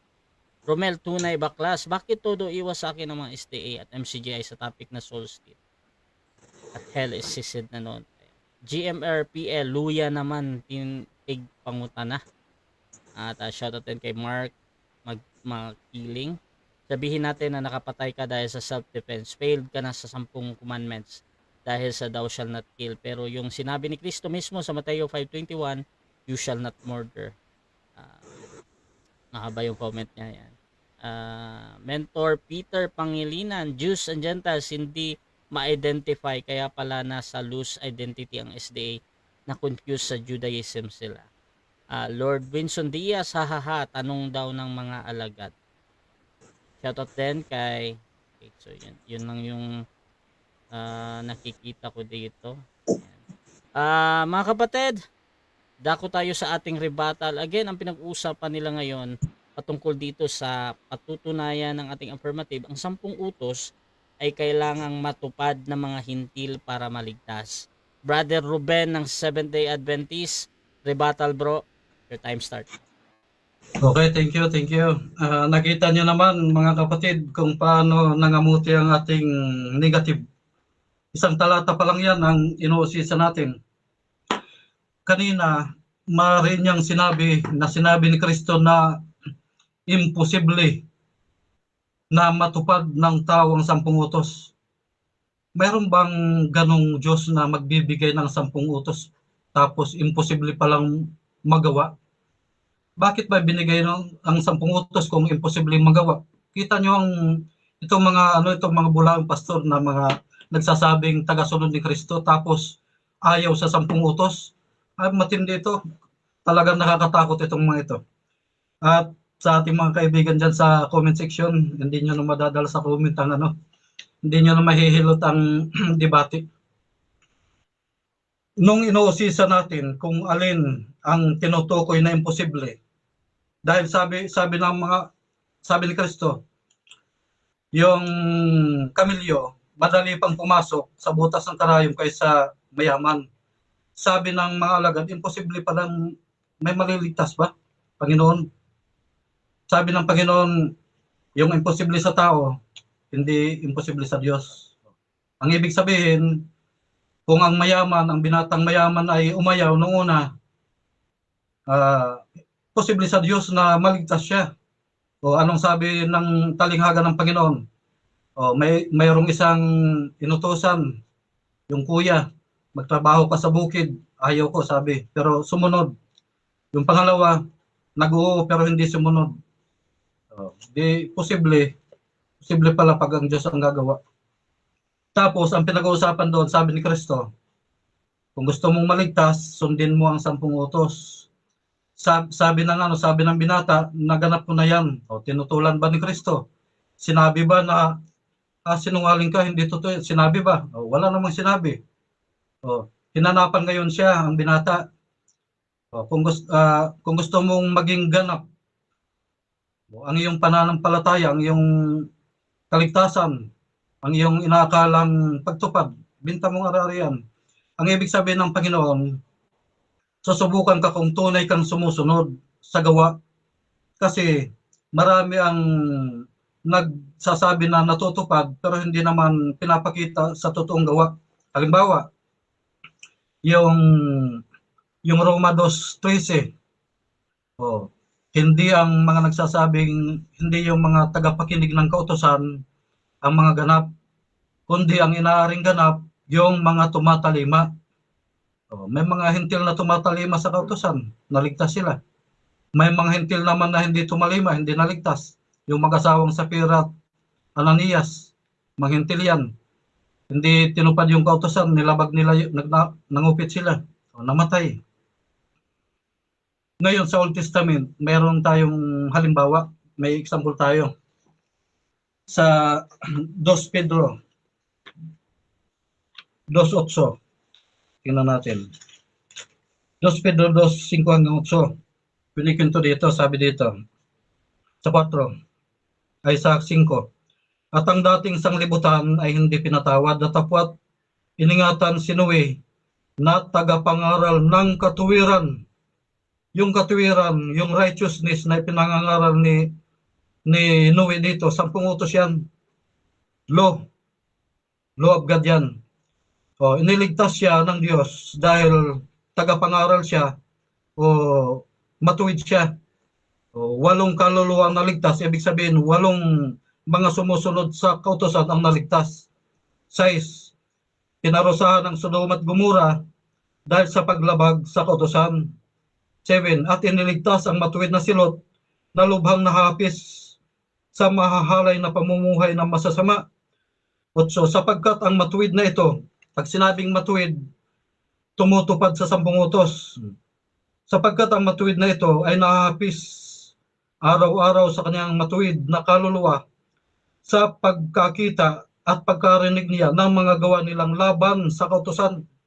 Sa panahon pala ng Sodom at Gomora, umiiral ng kautosan, nilalabag na yun. Kaya nga gusto nilang sipingan yung bisita ni Lot. Di nalalabag nila yung pangangalo niya. Umiiral ang 10 utos. Ano sabi ng Diyos sa Genesis 18, verse 24 patuloy? Anong sabi? Kung makakakita ka ng 50 na banal, ang ibig sabihin, 50 na sumusunod sa 10 utos, hindi gugunawin ang Sodom at Gomora. Mga hintil yan. Hinahanapan ng Diyos ng pagsunod. Walang nakitang 50. Ang nakita, 4 lang. Di ginunaw. Naligtas ba yung mga hintil na yon? Kabuuan, hindi. 4 lang yung inilabas at namatay pa yung isa. Ngayon dito tayo. Yung sinasabi ng mga naririnig natin sa comment section na walang nakaganap. Ito yung mga wala daw nakatupad sa 10 utos. Ito yung mga dadaya ng kaaway at nadaya ng mga bulaan pastor na walang nakaganap. Revelation 14:12. Narito ang pagtsatsaga ng mga banal, ng mga nagsisitupad ng mga utos ng Diyos at may pananampalataya kay Jesus. Naganap o hindi? Ngayon, yung mga nagsasabi sa comment section, sino ang paniniwalaan nyo? Si Kristo o yung mga bulang pastor? Kita nyo itong mga ngaral ngayon, talagang pinagdidinan, walang nakaganap. Yung mga hintil, tingnan natin. Kung hindi nakaganap ng kautusan. Roma 2:14, tingnan natin. Sabi dito, sapagkat kung ang mga hintil na walang kautusan sa katutubo, ibig sabihin ni Pablo, hindi sila katulad ng mga Hudyo na may kautusan sa katutubo dahil silang pinagkatiwalaan, ay nagsisigawa ng mga bagay ng kautusan, at ang mga ito na walang kautusan ay siyang kautusan sa kanilang sarili. 15, na nangagtatanyag ng gawa ng kautusang nasusulat sa kanilang puso, na pinatutuhanan ito pati ng kanilang budhi, at ang kanilang mga pag-iisip ay nangagsusumbungan at nangagdadahilanan sa isa't isa. Sa araw na hatulan ng Diyos ang mga lihim ng mga tao, ayon sa aking ebanghelyo, sa pamamagitan ni Jesucristo. Yon yung sinasabi ni Kristo kanina sa Mateo 7:21. Sa araw na yon, sasabihin ko sa kanila, magsilayo kayo mga tampalasan. Ito yung mga nagsasabing tumutupad sila sa pananampalataya, sumusunod sila sa sinasabi ng ebanghelyo, pero hindi naman talaga tumutupad sa 10 utos. Hindi lahat ng mga nagsasabi sa akin, Panginoon, Panginoon, makakapasok sa langit, kundi yung mga tumutupad sa kalooban ng aking Ama na nasa langit. Yung kalooban ng Ama, 10 utos. Si Kristo sumusunod sa 10 utos, tapos itong mga nagsasabing tagasunod ni Kristo, wala na daw yung 10 utos. Ano na daw yan, expired. Talagang matindi. Ito yung katuparan sa Revelation 12:17 na ang dragon galit sa mga tumutupad sa 10 utos at saka sa nalabing iglesia. Sa palagay nyo ba, tuturuan nyo ang mga anak nyo na magsinungaling, magnakaw, huwag gumalang sa magulang? Hindi, di ba? Kaya kapaimbabawan itong mga sinasabi ng mga bulang pastor Ang talagang target nila dyan, na huwag masunod, yung ika-4 na utos, yung Sabat, dahil Sunday-keeper sila. Yun talagang target dyan. Yun ang sinasabi ni Kristo na walang kabuluhan ang pagsamban nila sa akin. Sinusunod nila utos ng tao, hindi yung utos ng Diyos. Nagpapakilala kang tagasunod ni Kristo, tapos hayagan mong nilalabag ang 10 utos, tapos paparatangan mo pa si Kristo na sinabi niya na imposibleng matupad. Ang daming nakatupad. Maraming talatang nagsasabi. At hindi sasabihin ni Kristo na ang 10 utos ay buhay na walang hanggan kung hindi kayang tuparin. Di walang magkakamit ng buhay na walang hanggan. Kung ganun pala. Tapos sasabihin nyo, meron na kaming buhay na walang hanggan pero walang 10 utos.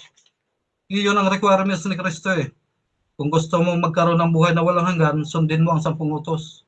At ang magkakapasok sa langit, makakakain ng bunga ng tree of life, yung tumutupad sa kautusan ng Diyos. Kita nyo mga kapatid, pagkatapos sasabihin panalo yung kanilang katuwirang mali. Hindi po pwede yun. Hindi po pwede.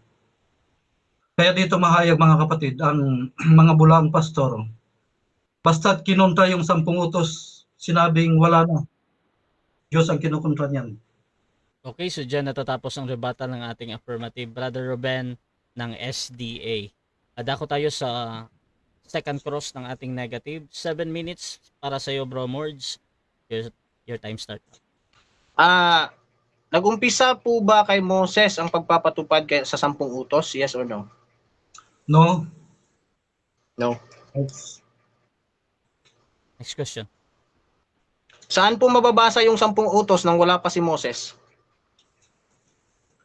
Yung ginamit nating talata kanina. Tinutupad na Saan sa po? Sulat Gomora. 10 utos po Saan po? Kautosan. Kasama na dyan ang 10 utos. Saan po mababasa yung... Kasi pwede namang magsabi na huwag kang magnakaw, pero kasama siya 10 utos, pero hindi siya 10 utos. Yung 10 utos saan mababasa before Moses? Okay. Revelation 11:19. Sa langit pa lang, naroon ang 10 utos. Sige, pakibasa po. Okay. at nabuksan ang templo ng Diyos na nasa langit at nakita sa kaniyang templo ang kaban ng tipan na kinalalagyan ng 10 utos ayon sa Hebreo 9:1-4. Sa makatuwid, ang kaban ng tipan ay nag-umpisa lamang panahon ni Moses, yes or no? No, sa langit. Okay. Kopya lamang Kailan ng- nagpagawa ng Wait lang. tipan? Sumasagot pa, bro. Proceed ka pa, bro Ruben. Okay. Una, sa langit nagsimula yan. Yung nasa wilderness, kopya lamang yun nung totoong bagay na nasa langit. Ayon sa Hebreo 8:5. May mababasa ba na before Moses may kaban ng tipan na? Kasi tipan siya, covenant siya. Sinong nakipagtipan dun sa langit? Bago si Moses. Okay. Siyempre, yung mga naninirahan sa langit.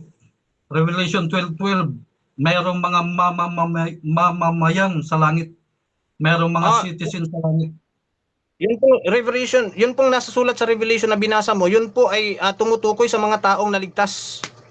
Hindi po siya before Moses. Kasi nung nakipagtipan doon sa langit, bago Question pa daw, nakipagtipan si Moses. Ah, Yun po yung tanong ko. Objection. Yun po yung tanong ko. Time stop muna, time stop. Objection natin. Negative, ano yan? Sinasapawan niya yung binigay kong talata. Pwede basahin ko muna. Basahin mo. Teka. Wait lang, bro.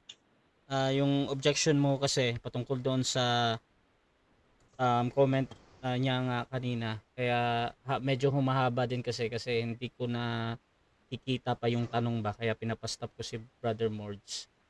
Tanong kasi yun, bro. Kaya nga, bro. Ang ganito, bro. Bigay ko ulit kay Brother Mords ito para doon sa tanong. Para i-address naman ni Brother Ruben ito. Para hindi tayo ma-focus doon sa ano mo ba, yung sinabi mo na hindi ko nga magtatanong ka nga. Sa Brother Mords, mag-umpisa ka sa pagtatanong, bro. Okay. Yun pong kaban ng tipan, sabi mo, nandun na yun sa langit. Siyempre, pag kaban ng tipan yun, sabi mo, before Moses, nandun na yun. Sino yung nakipagtipan before Moses? Kasi itong nasa Revelation, ito yung mga maliligtas eh. Sino yung before Moses pa nakipagtipan na dun sa langit? Yes or no? Sino yon? Sino? Proceed. Sagot, Revelation 12:12. Kaya mga galak kayo, mga langit, at kayo mga nagsisitahan diyan sa aba ng lupa at ng dagat, sapagkat ang diablo'y bumaba sa inyo. Itong mga nakatira sa langit, may mga mamamayan sa langit. Iba pa yung mga tao. Hindi ito yung mga tao na sinasabi. Kaya nga bumabasa sa Next question. Saan mababasa dyan na sila'y nakipagtipan bago si Moses? Sagot, hindi na sinabi. Basta ang kaban ng tipan nasa langit. Ibig sabihin, pag nasa langit, may tipanan. Next. Okay, sabi mo, 2 Peter 2:5, 10 utos yung pinangaral ni Noah. Anong 10 utos yung pinangaral ni Noah? May nabasa ka ba 10 utos yan sa 2 Peter 2:5? Sagot, wala. Kung letter for letter ang hanapin mo. Pero katuwiran yan. Pag sinabing righteousness na pinangaral, law yan. Sinasabi ng kasulatan, the righteousness is, the law of God is righteousness. 10 utos yan. Pag righteousness ba, 10 utos kaagad yon? Yes or no? Yes, yun ang tinutukoy. The righteousness of God, katuwiran ng Diyos. The law. Okay. Paano yung pananampalataya kay Kristo? 10 utos ba yon? Yes or no? No. Ang pananampalataya ay paniniwala kay Kristo. Ngayon, kung naniniwala tayo kay Kristo, sabi ni Kristo, kung gusto mong pumasok sa buhay, sundin mo ang 10 utos. Yun ang tunay na pananampalataya. Pero kung ayaw mo sa 10 utos, piki yung pananampalataya mo. Okay, pero sabi po ni Apostol Paul, yung pananampalataya kay Kristo ay righteousness na. Wala pang 10 utos pala yon. Yes or no? Pakibasa muna. Romans chapter 10 verse 4. Okay, sandali lang Baka magkamali ako ng talata eh. Sabi dito for Christ is the end of the law, for righteousness to everyone that believes. Ibig sabihin yung pananampalataya pala sa kanya ay righteousness na. Sabi mo, hindi 10 utos yon. So tama ako, di ba? Pinabasa mo lang eh. Okay, next question. Acts 15:24, sabi ng mga alagad, wala silang utos na tuparin yung kautusan ni Moses. Sangayon ka ba doon? Yes or no? Yes, ang kautosan na binabanggit dyan, pagtutuli yun. Huwag mong gawing 10 utos, panlilin lang na yun. Okay. Yung nomos po ba is kabuuan ng lahat ng kautusan kabilang na yung 10 utos, yes or no? Yes, kabuuan yan. Pero sabi ni Pablo, yung mga ceremonial hindi naayon sa atin, ipinako na yun sa cross. Ibig sabihin, yung mga naayon sa atin, nariyan pa rin, nananatili. Sa makatuwid, kapag nomos, kabuuan niya ng lahat ng utos, kabilang yung 10 utos. Sa Acts 15:24, nomos po yung law of Moses doon. Nomos po yung ginamit. O ibig sabihin, hindi sila nagutos ng 10 utos para tuparin ng mga hintel. Sangayon ka ba, yes or no? No, hindi ako sangayon dyan sa sinasabi mo. Ang nomos ay naglalaman ng maraming kautosan. Yung pandaraya mo, yung kabuuan, mali yun. Naglalaman ng maraming kautosan kasama ang 10 utos. Yung sa'yo, kabuuan. Tinanong kita kanina na yung nomos, kabuuan ba yun ng kautusan kasama ng 10 utos? Sabi mo, yes. Sino ngayon ang nagsisinungaling? Ako, ikaw? Ikaw ang nagsisinungaling. Dahil hindi pa ako tapos sumagot, pinutol mo na. Nanlilin lang ka. Next question. O, ulitin natin. Yung nomos ba, kabuuan ng kautusan kasama ng 10 utos? Yes or no? Baka magbago sagot mo. Hindi ang kabuuan, kundi naglalaman ng maraming kautusan. Objection, moderator. Kailangan kong marinig yung categorical niya kasi kanina nag-yes siya eh. No? Uulitin ko lang ngayon. Yes, yung sagot niya kanina. Yung nomos po ba, kabuuan ba yun ng lahat ng kautusan kasama yung 10 utos? The same question, yes or no? Okay, so Brother Ruben, meron ka bang counter objection doon sa kanyang objection, bro? Or ready ka nang sumagot ng yes? Yes, counter. Sige, bro. Yung tanong niya kasi, bandang huli, may panlilin lang. Kaya ngayon, pakiulit yung tanong, sasagutin natin ng diretso para malaman. Okay, so this Okay. is Ito yung tanong. hatol muna ako sa objection mo. Sige. So, ang hatol natin dyan, patungkol sa objection para maging official mga kapatid. Gusto namang ni Brother Ruben na ipaulit yung tanong. Now, doon sa word na panliling ng sa moderator, hindi ko i-judge yan, kumbaga. Nasa audience naman yan. At Brother Mords, I think you are naman open doon sa itatanong mo ulit. Yes. Proceed ka na, bro. Pakitanong. Okay.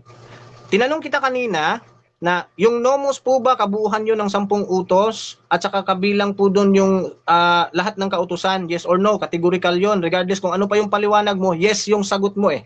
Kaya tatanungin kita ulit ngayon. Yung nomos po ba kabuuan ng 10 utos at saka lahat ng kautusan, yes or no? Tingnan natin kung magbabago ba yung sagot mo. No. Yes or no, bro? No. Proceed. Hindi kabuuan, kundi naglalaman ng maraming kautusan. Yun ang maliwanag. Ang nomos ay naglalaman ng maraming kautusan, hindi yung kabuuan na gaya ng sinabi mo kanina. Next. Okay. Next question. Kanina, narinig mo ng kumpleto yung tanong ko. Sabi ko, kabuuan ng lahat ng utos. Time, 7 minutes Okay. time. Okay mga kapatid, dyan nagtatapos ang napakainit na cross mga kapatid. Dako naman tayo sa ating rebuttal ng ating negative. Brother Mords ng GGCC, your time start now, bro. Rebuttal. Okay, salamat. Okay, so nakita nyo na po, no, yung inconsistency ni Ruben ng Kilada. Malinaw yung tanong kanina, akala niya kasi di siya matatrap eh. Kasi yung sabi niya dito, yung circumcision lang daw yung sinasabi na hindi na iniutos. Yun pala kabilang yung nomos. Yung sabi niya, kabuuhan. Narinig niya nang malinaw yung tanong, binago na lang niya yung sagot dahil naiipit siya dun sa susunod na tanong ko. Yun yung katotohanan, Brad. No, mas matanda ka sa akin, dapat alam mo na to. No? Ano ba yung talata na sinasabi ko? Acts 15:24 po 'yon. Sabi po dito, Acts 15:24, basahin natin. Ako wala na akong outline ha. Okay, Acts 15:24. Sabi dito, sa Tagalog natin basahin para mas malinaw kay Brad Ruben. Sabi dito, sapagkat aming nabalitaan ang ilang nagsialis sa amin ay nangagbagabag sa inyo ng mga salita na isinisinsay ang inyong mga kaluluwa na sa kanila'y hindi kami, sandali, mali itong hindi kami nag-utos ng anuman. Yung word po dito na hindi kami nag-utos ng anuman, pag tiningnan mo po yan, Sa KJV, sabihin natin, you must be circumcised and keep the law. Ano ba yung law dito? Nomos po, yun yung tinatanong natin sa kanya. Sabi dito, to whom we give no such commandments. Wala palang utos na ganun eh. No? Kaya kung titingnan mo siya, kasi baka mag-question siya sa akin mamaya, wala naman pala ganun. Tingnan mo po sa Greek, nandun po yung nomos. Kaya tinanong ko siya kanina, kasi kung yung Matthew chapter 5 verse 17 and 18, nomos yun eh. Nomos ang paliwanag nila, kabilang ang 10 commandments doon. Pero dito, nagbabago yung consistency ng kanilang stand kasi nabibisto sila dito na wala palang utos na ipatupad yung 10 utos sa mga hintil para sila ay maligtas. Yun yung itatayo mo. Brad Ruben, baka nakalimutan mo yung topic. No? Okay. No? Ano pa yung mga argumento niya kanina? Dito, itatayo natin na lang ito. Ephesians 2, chapter 2, verse 15. Yung pong 10 utos po na law and commandments na po ang na-mention dito. Nomos at saka intoli. Wala ka na talagang ilulusot pa. Yung nomos mo, masasagasaan na dito, pati yung intoli. No? Sabi dito, having abolished in his flesh the enmity, even the law, tingnan niyo po, of commandments, contained in ordinances, nomos and intoli na po yon, for to make himself of two, one new man, so making peace. So abolish po yung nomos at saka yung intoli, at sabi ng Acts 15:24, hindi na po sila nag-utos ng ganon para sa mga hintil. Kaya nga sinasabi ko sa iyo, mag-aral ka ng syntax at saka semantics. Alam ko naman hindi mo alam yun eh. Kaya lang umiiwas ka. Kasi pag inuunawa mo yung salita, binibigyan mo kaagad ng kahulugan. 10 commandments yan kasi intoli yan. Hindi po ganyan, Brad. Tingnan mo kung paano sinabi. Sabi mo kanina, 10 commandments daw yung 2 Peter chapter 2 verse 5. Wala pong 10 commandments dyan. Basahin natin ha. 2 Peter chapter 2 verse 5. Para po matauhan ka kasi verse 5. Sabi dito, and spared not all the world, but saved Noah, the 8th person, a preacher of righteousness, bringing in the flood on the world of the ungodly. 10 commandments daw yun. Hindi po 10 commandments yun. Wala ka pong mababasa na nangaral si Noah ng 10 commandments kasi po, kaya nga po, may kaban ng tipan dahil po may nakipagtipan. Yung nakipagtipan po si Moses. Tinanong po kita, saan mo po nabasa na may nakipagtipan bukod kay Moses? Patungkol dun sa kaban ng tipan. Wala ka pong mailalabas. Ikalawa, kailangan mo talagang itayo dito ngayon na yung mga hintil ay kailangang maligtas sa pamamagitan ng 10 utos ng pagtupad. Wala pa. Kaya hindi ko pa ginagamit yung for by grace you are saved through faith. Kaya hindi ko pa ginagamit kasi wala ka pang naitatayo eh. No? No, ito pa. Itong Revelation chapter 14 verse 12 mo, 10 utos daw. No? 10 utos daw yung tinutupad. Tingnan natin, Revelation chapter 14, verse 12. Tingnan natin. 10 utos daw. Ito ha, paliwanag ko sa iyo. Si John ang nagsulat nito sa Patmos, di ba? Here is the patience of saints. Here are they that keep the commandments of God and the faith of Jesus. Ano daw? Keep the commandments of God and the faith of Jesus. 10 utos daw to, paliwanag ni John. Tingnan natin yung paliwanag ni John, no? Ano ba yung commandments ng Panginoon? Sabi ng 1 John 3:23, ikaw sundan mo ko. And this is His commandments. And this is His commandments that we should believe on the name of His Son, Jesus Christ. Hindi pala 10 utos. And love one another, pag-ibig pala, as He gave us commandment.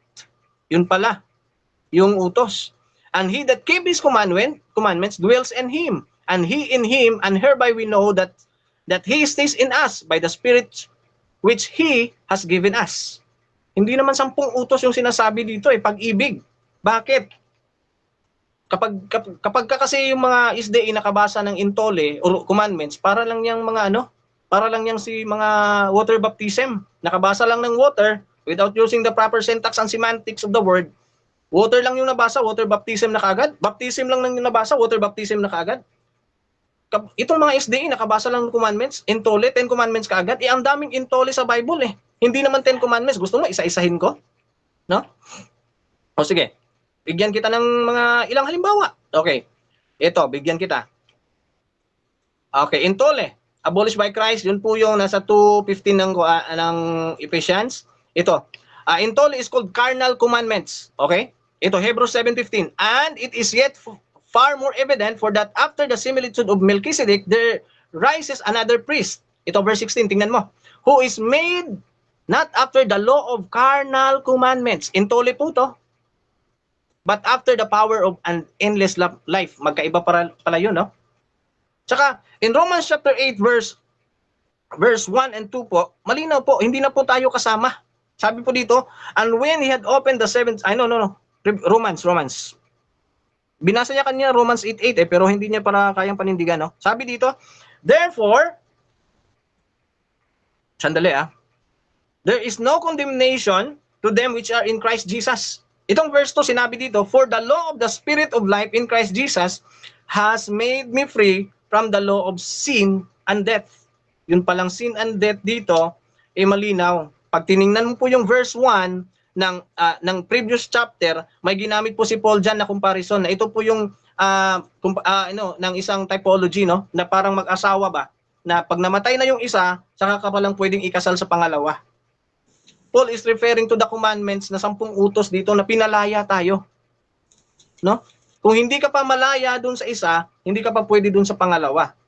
Kaya sa verse 8, sa chapter 8, malinaw na sinabi ni Apostle Paul na for the law of the Spirit of life in Christ has made me free from the law of sin and death.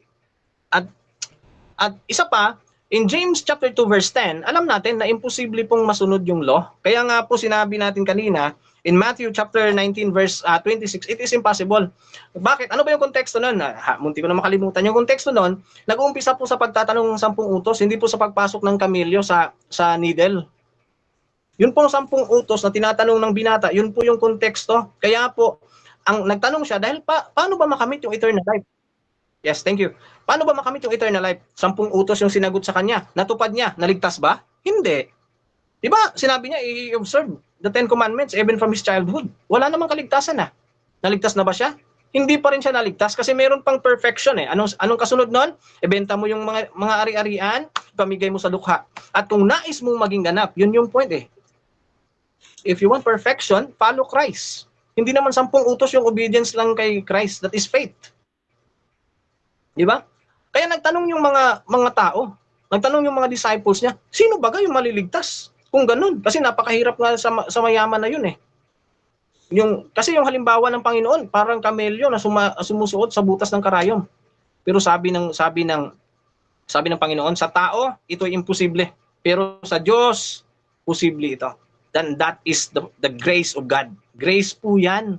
Biyaya po yan ng Diyos. Diyos ang gumawa. Hindi po yung tao eh. Kasi imposible nga po. Sabi ni James, kung nais mong tuparin ang kautusan at makakalabag ka ng isa, guilty ka sa lahat. Kaya paano ngayon magiging posible sa iyo ang pagsunod ng 10 utos? Lahat ng tao, Romans chapter 4, sabi po doon is lahat ng tao sinungaling. Di ba? Kaya paano ka makakasunod sa 10 utos? No? Kung ganoon. At saka ikalawa yung sabat mo, yung sabat-sabat na sinabi mo kanina, no? Kung pertaining 10 commandments po na sabat yung tinutukoy, kasi maraming sabat sa Bible eh, plural yung may sabats eh, maraming sabat. Pero kung 10 commandments sabat po yon, in Deuteronomy chapter 5 verse 15, ibinigay po yon dahil sa pagkaalipin nila sa Egypt. Hindi po yun para sa mga hintil. Okay mga kapatid, dyan nagtatapos ang rebata ng ating negative. Brother Mords ng GGCC. At ako naman tayo mga kapatid sa 7 minutes na pagtatanong ni Brother Ruben. Bro? 7 minutes bro. The time start now. Okay. Ginamit mo yung Revelation ng 14:12. Sige. 10 utos ba yan pag sinabing commandments of God? Kasama bang 10 utos dyan o hindi? Okay. In the Old Testament kasama, pero sa Bagong Tipan po para maligtas hindi po siya kasama. Next question. Objection, Mr. Moderator. Time stop. Objection bro. Anong objection bro? Hindi ko tinatanong yung Old Testament. Tinatanong ko yung Revelation 14:12. Okay. Kasama ba ang 10 utos dyan sa commandments of God? Kasama ba o Okay. hindi? Okay, kasama ba In o hindi? context po, kasi commandment Bro, of God lang Mords. yung sinagot ko eh. Wait lang Okay. bro, Mords. Nagiging technical kasi dito si Brother Ruben. Ang gusto niya Okay. talagang unang lumabas sa bibig mo, yung Yes or no? kasama o hindi. Okay. Ngayon, pili Okay. ka muna doon bro kung direkta mong sinasagot yan. So, pipili ka ba bro or magka-counter objection ko muna? Okay, counter muna ako, pero sasagutin ko yan. Sige, Counter sige. muna. Sige. Okay. Yung sinagot ko doon is yung commandments of God lang muna, no? Pero in context po, direct answer po, hindi po kasama yung 10 utos. Patutunayan ko sa iyo yan.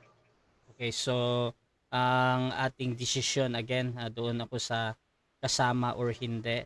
Brother Mords, mamimili ka doon bro? Okay. Hindi po siya kasama. Proceed, Pero proceed. kung commandment of God lang yung pag-uusapan natin, sa Old Testament, meron pong 10 utos. Pero sa Bagong Tipan po, hindi po kasama ang 10 utos para maligtas ang mga hindi. Yan po yung kailangan mong itayo eh. Okay, patutunayan ko yan sa iyo. Gusto mo? Next Okay. question. Next question. Okay. Pag sinabing narito ang pagtsatsaga ng mga banal, nagsisitupad ng mga utos ng Diyos, hindi yan 10 utos para sa iyo. Yes or no? Hindi 10 utos. Kung pertaining po sa Gentiles yan, hindi po yan 10 utos. Kasi nga po, ang sabi ng Acts 15 ay hindi sila nag-utos, natuparin yung nomos at saka sa Ephesians 2:15, intole at saka nomos, hindi na pala, abolish na pala. Kaya sa Gentiles, yung kailangan mong itayo ngayon, walang utos na ganon. Next question. Okay. Saan mababasa yung kasasabi mo lang ngayon na ang 10 utos at ibang kautosan ay abolish na? Saan Ephesians mababasa yun? 2:15. Ephesians Okay. 2:15. Nomos at saka intole po yan. Pakibasa Gusto mo kung basahin ko? may mababasa dyan Okay. na abolish na yung 10 utos. O sige, basahin natin. Having abolished, abolish na pala, in his flesh the enmity, even the law of commandments contained in ordinances, nomos and intoli, for to make in himself of two one new man, so making peace. So, ano no? Enmity, commandments, ordinances, nomos and intoli yun. Kung tingnan mo sa Greek. Next question. Ngayon, kung abolish na, hindi na susundin nila Pablo, yes or no? Hindi na po siya susundin as part of salvation kasi hindi po siya law of salvation. No? Sabi nga po ni Paul, sabi nga po ng mga alagad in Acts 15:24, wala na silang utos patungkol sa law of Moses, kundi yun na lamang mga bagay na nararapat. Hindi po kasama doon yung 10 commandments. Next question. Okay, sunod na tanong. Pero may sinusunod na kautosan sila Pablo. Yes. Merong kautusan in Romans chapter 8 verse 2, the law of the Spirit who give life. Hindi po yung law ni Moses. That is the law of liberty. Next question. Ayon sa Roma 3:31, Yes. sabi ni Pablo, lalo pa nga nilang sinusunod o pinagtitibay ang kautosan dahil sa pananampalataya. Tanong, hindi ba kasama ang 10 utos diyan? Kasama ang 10 utos, pero hindi kasama, kategorikal ha, kasama ang 10 utos, pero yung pagtupad sa 10 utos ay hindi po ganon. Ang sabi sa pananampalataya nila. Yung pinag-uusapan po dyan, ibalik mo lang yung sa taas, sa 30, 29, faith po, hindi po obedience of the law. Faith po yung pag-uusapan. Next question. Kaya mag-aral po ng syntax at semantics sa interpretation po para may alam. Nung dumating ang pananampalataya, lalo pa nilang sinunod ang kautosan, yes or no? No. Ang sabi po doon, Christ is the end of the law for the righteousness of the one of those who believe. Ibig sabihin, pag may faith ka kay Jesus Christ, is end na po yung law doon kay Christ. At saka wala nga pong utos. Ito yung dapat mong i-counter na yung abolish na yung law, wala na pong utos. Acts 15:24, Ephesians 2:15.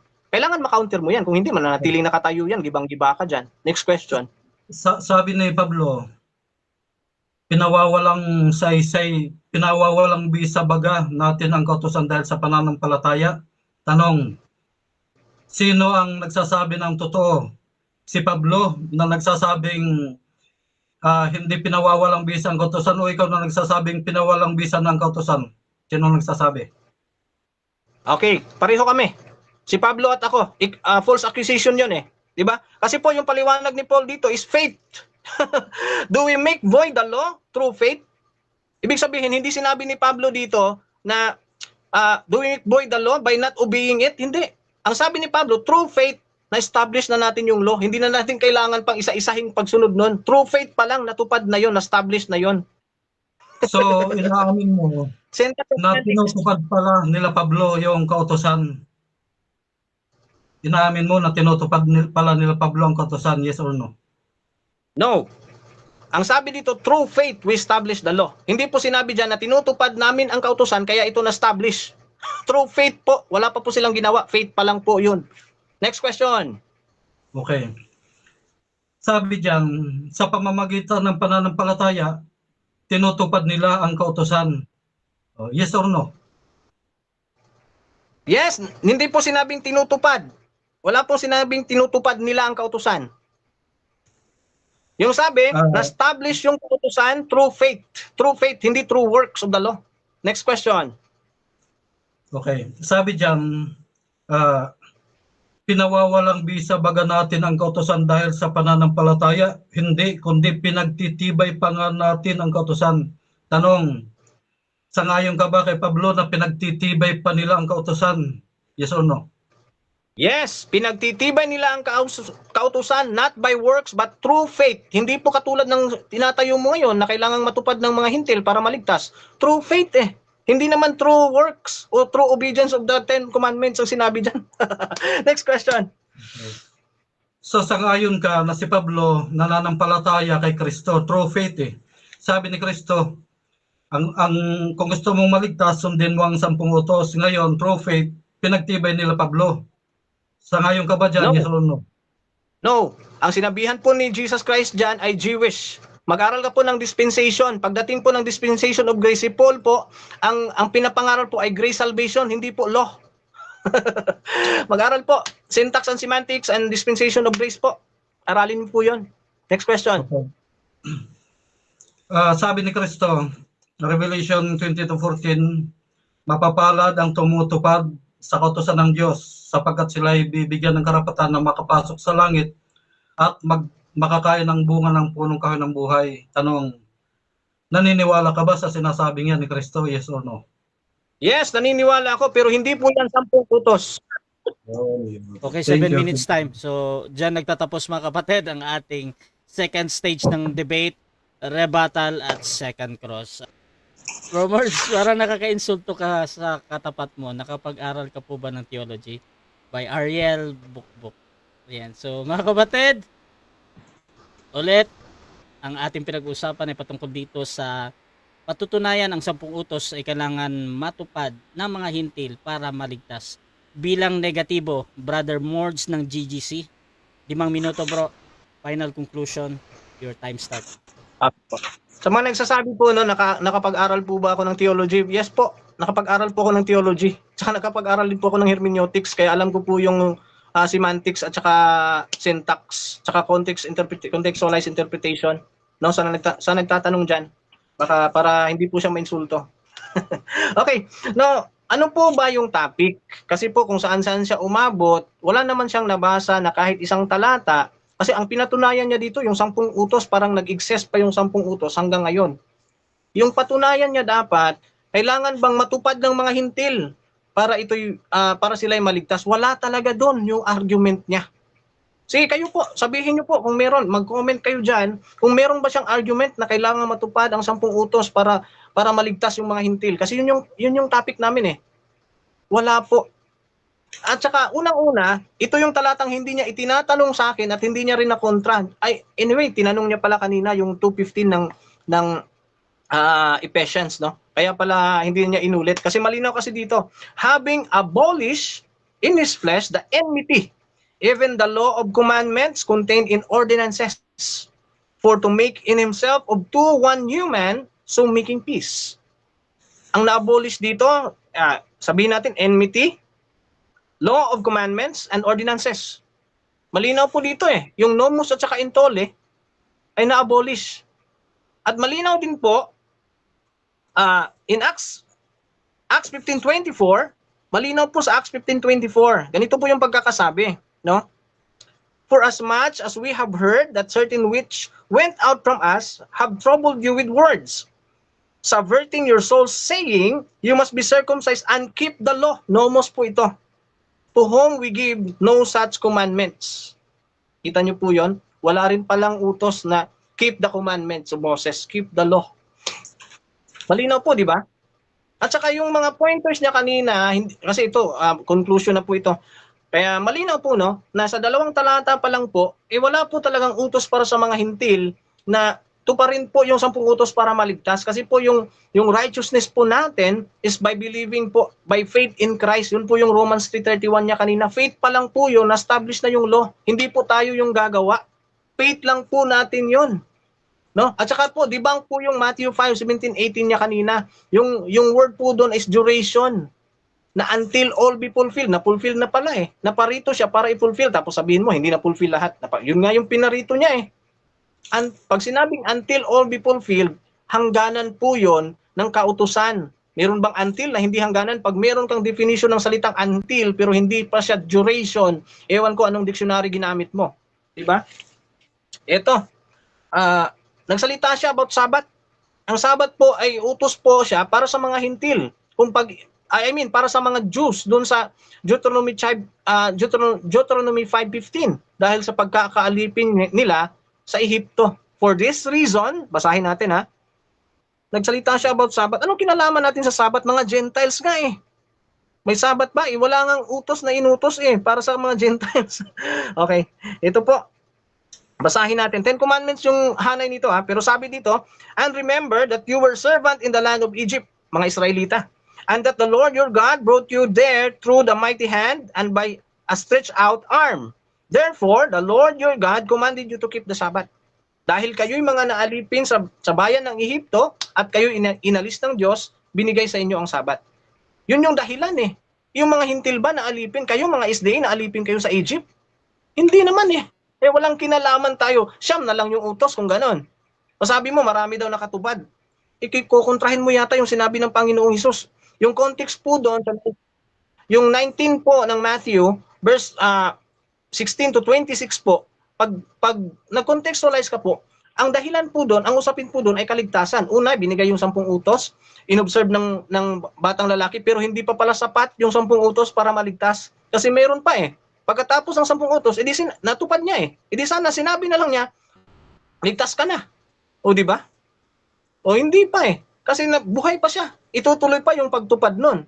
At alam niya, hindi pa yun perfect. Kasi yung kasunod na utos, kung nais mong maging ganap, o di ba? Na if you want to be perfect, kaya imposible po yun. In verse 26, malinaw po, for by men it is impossible.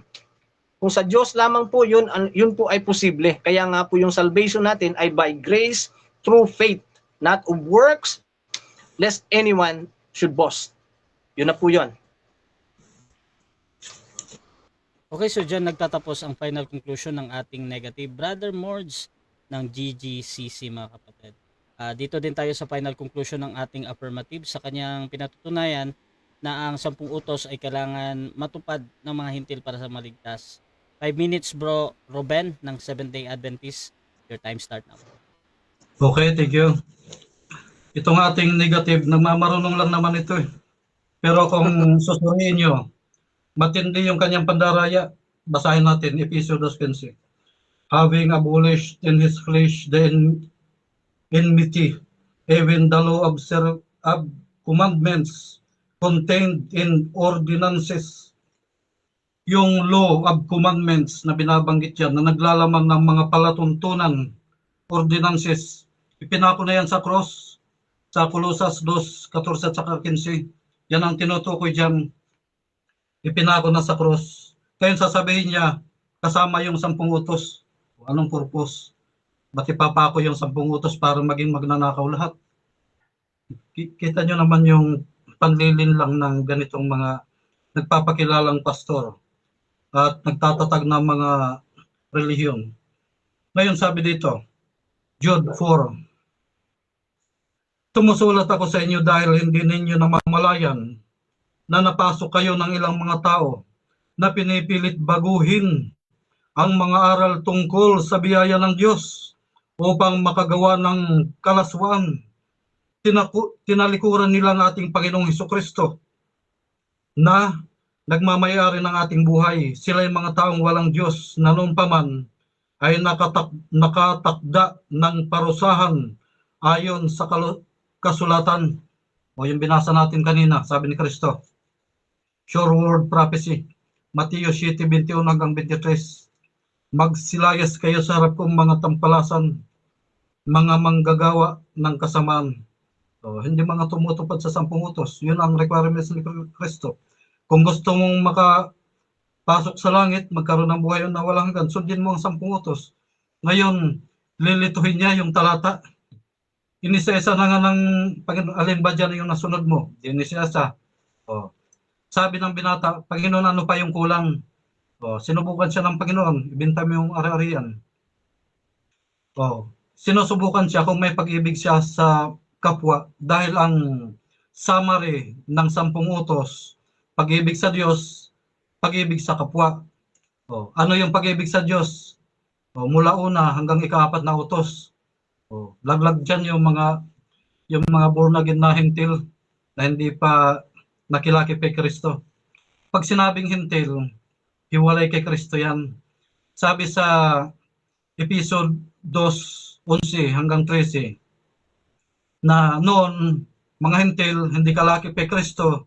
Ngayon, dahil sa pananampalataya, dahil sa dugo ni Kristo, nailakip na sa bayang Israel. Kung ang bayang Israel ay sumusunod sa 10 utos, susunod din, natural ang mga hintil.